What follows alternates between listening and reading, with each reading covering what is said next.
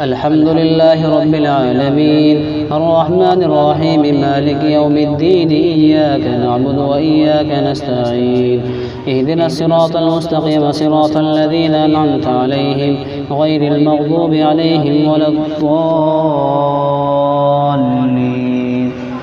بسم الله الرحمن الرحيم يسبح لله ما في السماوات وما في الأرض الملك القدوس العزيز الحكيم هو الذي بعث في الأميين رسولا منهم يتلو عليهم آياته ويزكيهم ويعلمهم الكتاب والحكمة وإن كانوا من قبل لفي ضلال مبين وآخرين منهم لما يلحقوا بهم وهو العزيز الحكيم ذلك فضل الله يؤتيه من يشاء والله ذو الفضل العظيم.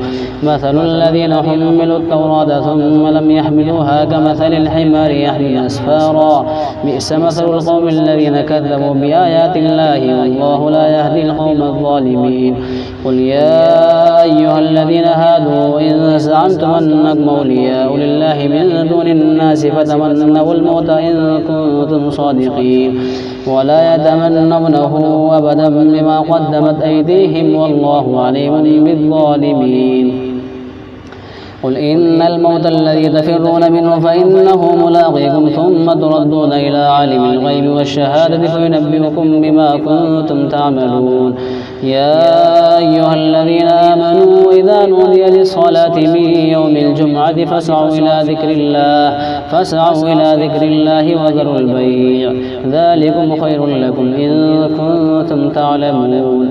فإذا قضيت الصلاة فانتشروا في الأرض وابتغوا من فضل الله واذكروا الله كثيرا لعلكم تفلحون.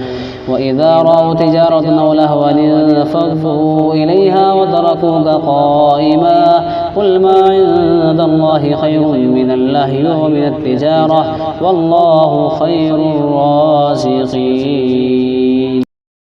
تبارك الذي نزل الفرقان على عبده ليكون للعالمين نذيرا.